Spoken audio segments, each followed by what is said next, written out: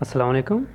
कैसे हैं फ्रेंड्स? उम्मीद करता हूँ खैरियत से होंगे। तो इस वीडियो में हम इंशाल्लाह K2 और माउंटेन एवरेस्ट के बारे में कुछ बात करेंगे और आपको इसमें इंशाल्लाह जो नॉलेज दिया जाएगा वो 80% तो आपने पढ़ा होगा लेकिन याद नहीं होगा, लेकिन 20% इसमें आपको नया मिलने वाला है। तो चलिए स्टार्ट करते हैं।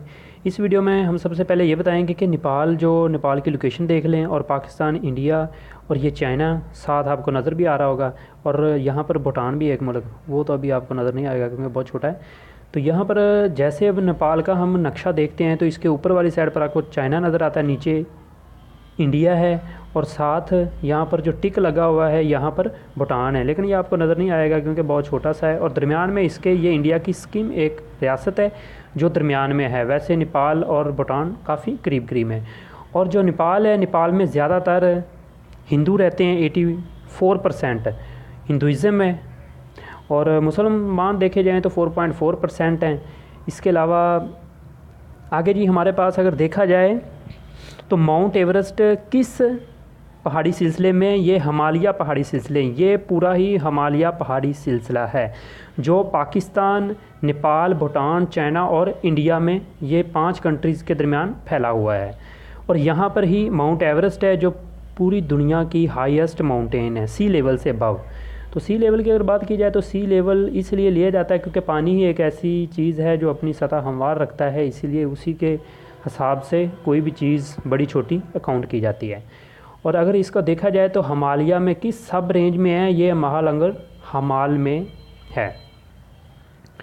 और इसके बाद आगे हम बात करते हैं, थोड़ा सा इसकी टच देते हैं K2 को। K2 किस पहाड़ी सिलसिले में है?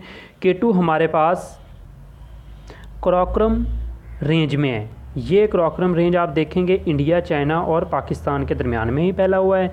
जो दूसरा है वो यहाँ से आगे सारा फैला हुआ है, इंडिया, नेपाल, भूटान, चाइना, पाकिस्तान की तरफ हिमालय पहाड़ी सिलसिला, ये कराकोरम है। कराकोरम में K2 है, K2 कराकोरम में है। और जो K2 की और इन दोनों की हाइट है वो भी हम देख लेते हैं।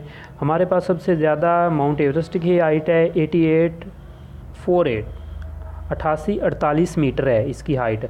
और जो K2 है 8611 मीटर्स।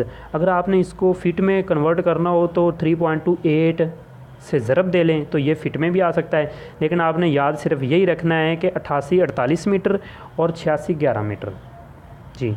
इसके बाद इसका और एक नाम गॉडविन ऑस्टिन भी है, K2 का नाम, ये भी याद रखना। तीसरी लास्ट जो न्यूज़ है जहाँ से ये टॉपिक हमने पकड़ा है वो ये थी कि नेपाल का जो वज़ीर आज़म है वो चेंज हुआ है। अब किन को बनाया गया? KP Oli from communist party से नेपाल का अब वज़ीर आज़म चुना गया है। 41वां वज़ीर आज़म है, ये 15 फरवरी की न्यूज़ है हमारे पास। और अगर हम देखें तो ये दूसरी बार वज़ीर आज़म बनाया गया है।